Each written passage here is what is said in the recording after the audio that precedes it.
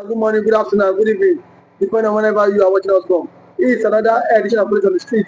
You can subscribe to our YouTube channel, like our videos, share, comment for more political discourse. Pastor, Mr. Ralph, the Chief of Staff to President Donald Trump, has fired back as President Tinubu, saying that it is time to let Nnamdi Kanu off the road. He said the prolonged incarceration is not possible anymore.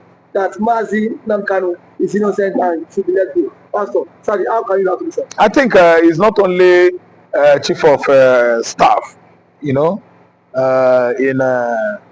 Donald Trump, administration. The woman is a lawyer. He's an international lawyer as well. Yes, and he's a lobbyist of Nnamdi Kanu. These are the people that actually recognize the effort of Nnamdi Kanu during the second coming of Trump, of course, which he failed the election in 2020. It was the gap between Trump and Nnamdi Kanu, because they are the one that should have held Nnamdi Kanu by hand and handed him over to Donald Trump. But we see how fate worked against us. Trump failed to win that election. So today I'm seeing it as a good development. It's a new development that will change the entire Biafra land. Because Sussie Willis is coming. Come what may, Tinubu will see politics that is above politics. Tinubu thinks that he can play politics, with someone's life, somebody like Nnamdi Kanu. There is what is called international politics. There is what is called local politics. Local politics is the kind of, politicking we have on the political stage of Nigeria by all the governors, ministers, and the president, the vice president, and all the federal agencies and their occupants. They are playing local politics. They could not even survive West African politics, let alone the whole Africa. So what I'm talking about is America is number one in the world. Sussie Willis is going to initiate or pick some people, very important personalities, both in the United Nations and the USA, to come for Nnamdi Kanu here. Because all I know is that if Tinubu begin to have issue with Donald Trump, he will start to count his blessing. Because he has been warned, 414 armed. I made mention of this 414 armed to Tinubu. Because if you actually want to slug it out, having confrontation with the current administration of Trump, he is going to use his tongue to count his states. But what influence does Sussie Willis to demand the immediate release of Nnamdi Kanu? Like, is she that powerful and influential? Yeah, she's an influential woman. Just imagine a woman that has risen to that position, and on the other hand, he is an international lobbyist that Nnamdi Kanu has been at least reckoning with for how many years now? Yes, he's a lobbyist. Is his lobbyist? Yes. Really? Yes. He's a lobbyist. Nnamdi Kanu's lobbyist. Don't you know? His name is Sussie Willis. So what I'm trying to say is that America is number one in the world. Their citizens are number one citizens in the world. Then we talk about American government when it is always new, like this new administration of Donald Trump. They will come up with many stringent policies, especially on the continent of Africa. Implemented well implemented, and they can, because America doesn't take bribe. And actually, if America promises, America will actually deliver or redeem its promises. So what I'm trying to say is that that woman has what it takes: influentiality, popularity, audacity to visit Nigeria on behalf of Nnamdi Kanu. Is going to have many people, a committee that she will set. She's going to have many people around with her, and when she comes, I think danger is knocking at the doors of Aso Rock. What is how does this spell out for the Igbos and for the biafra agitators and both, and then for the lovers of freedom, that a chief of staff, the second in command to the president, is coming out to demand the immediate release? Some persons are saying that the Igbos have bribed the woman. That is why she's coming out. She has turned herself to be an enemy of one Nigeria. That is what one of the Fulani elders has come out to say that. Thank you so much. It's a new development that Igbos all over the world and within Nigeria are, happy about. See, let me tell you, the enemy of Nigeria we have, the Fulanis should shut up their mouth, close their smellish mouth. They are the enemy of the state, of the nation. The nation called Nigeria, the Fulanis are the enemy because they're the ones that constitute trouble across Nigeria. What are you talking about? Bruce Willis hating Nigeria, turning her back on Nigeria, and that she doesn't want Nigeria to be one. No, that is his job. That is her job. Sorry, she is anointed to do that job, and she's doing it well. Just imagine someone of her status be head of, that is almost head of service, chief of staff. Do you know what it means? You know what it means? So let me tell you, it spells doom to Nigerian nation that Bruce Willis is having a Nnamdi Kanu on her list of African policy. Trump has actually come out to say that those policies he is going to implement it very, very soon. That is coming to dismantle all the countries that are fighting freedom fighters. If you turn your back on freedom fighters, example, especially Mbazonia, Nigeria, Ethiopia, so on and so forth, you must leave them. The Tigers has been fighting Ethiopia for how many years now?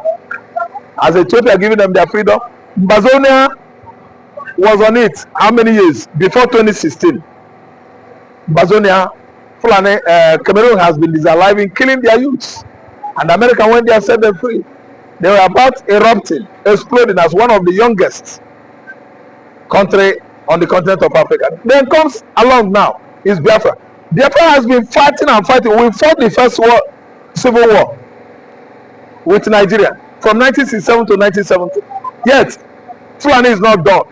Fulani want to actually occupy everywhere, and we said no to that kind of, let me say, oppression. We can never be subjugated to that kind of, marginalization, persecution, and, let me say, servility. Yes, we are above that. We are not after office of Asuro. We've left it for Tinubu. Only that Obi is still dragging his foot. If Obi contest election again, people like us, we are not going to vote for him. Right. He didn't take step. Well, the one he won, he could not fight for it. He could not even speak to Tinubu. Let us tell ourselves the truth. Obi is a coward. So we don't want that kind of, yes, we want Biafra, we don't want Obi. Obi should go on his own. Contest for presidency for people in the north, maybe Yoruba, not for Igbo man. Not for Igbo man. So, yes. So Mazi, lastly before I let you go now, you think Nigeria will bow to pressure now that the chief of staff, Sussie, has demanded the immediate release of Nnamdi Kanu? And I think that also is coming out from the office of the president.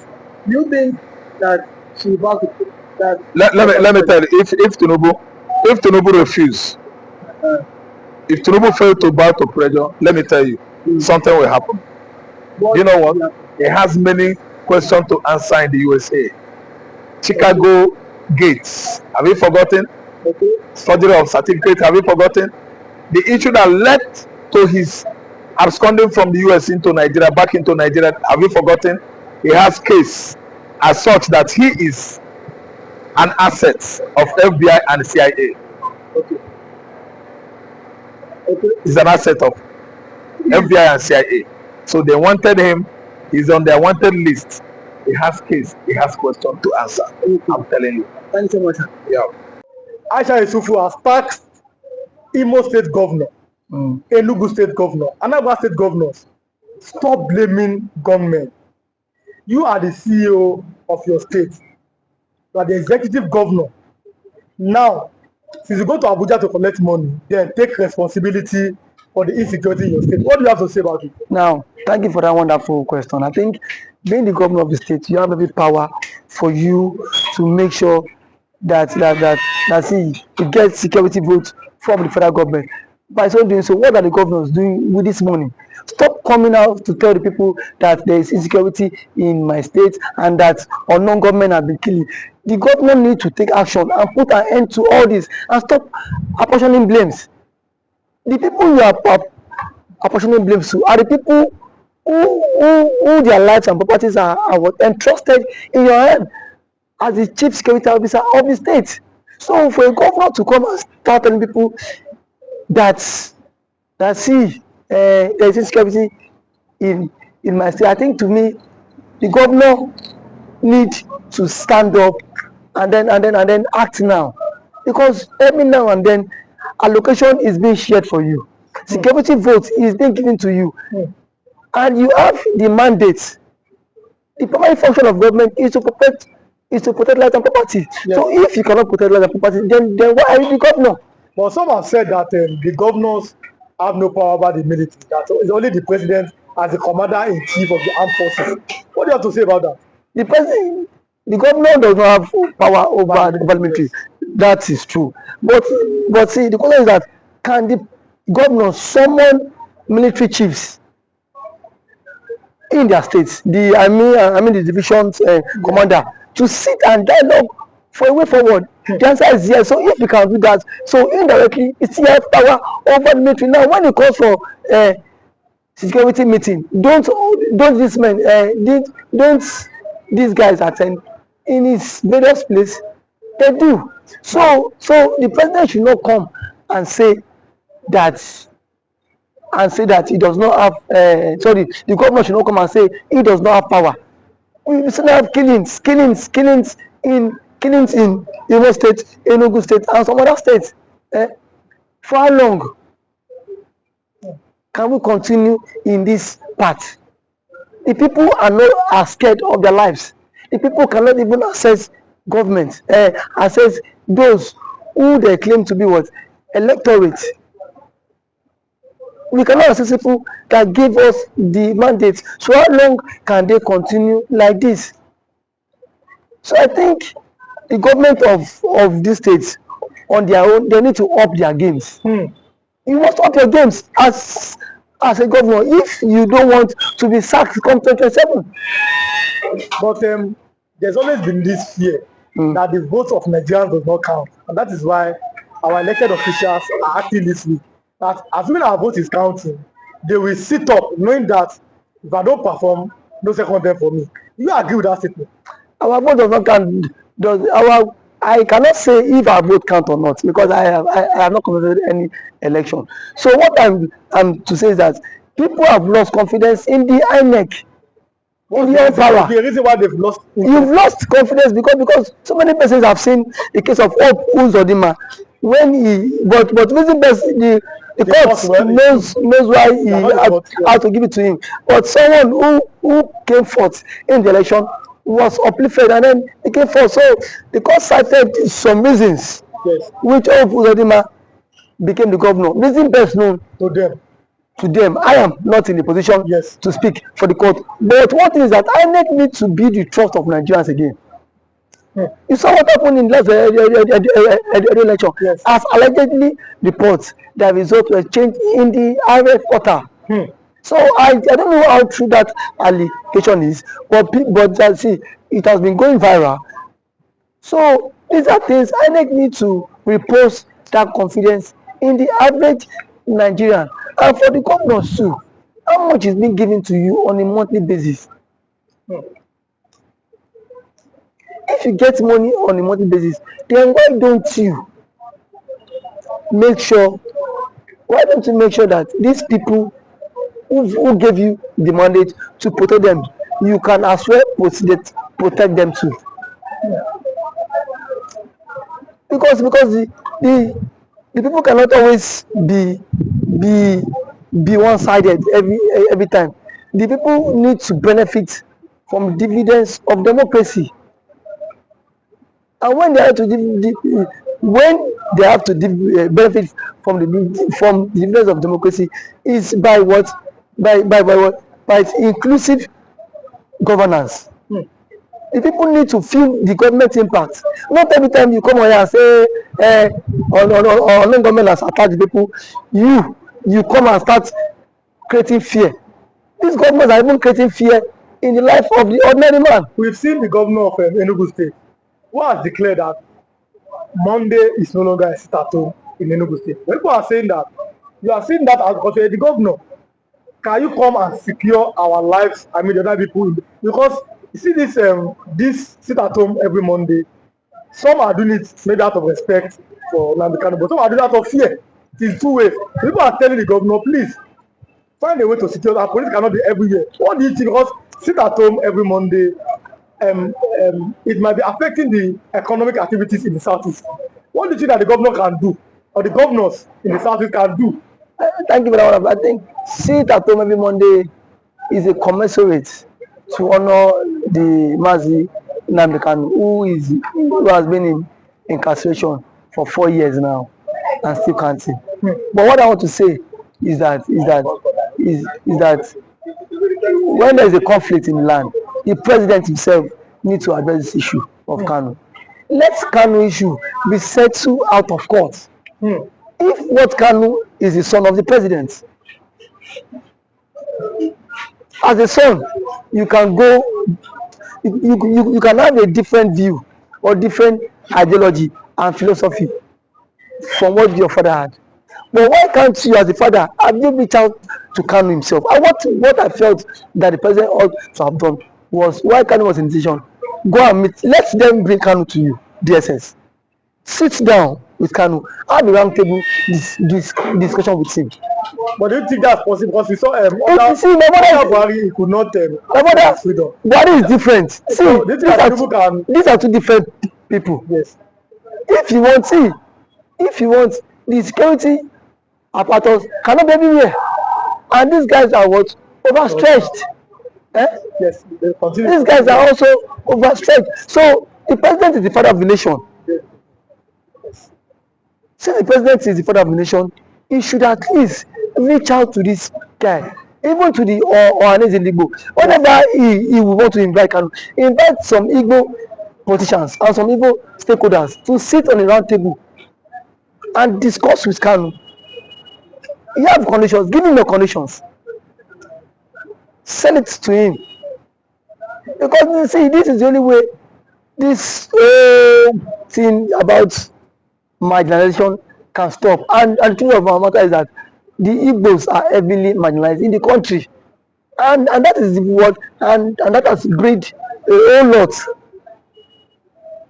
But do you think that giving them an opportunity, or yes, that's an opportunity, or finding a way, a consensus in 1999, Nigeria had a consensus on making a Yoruba man a president. In 2007, Nigeria had another consensus to make another man to be a president.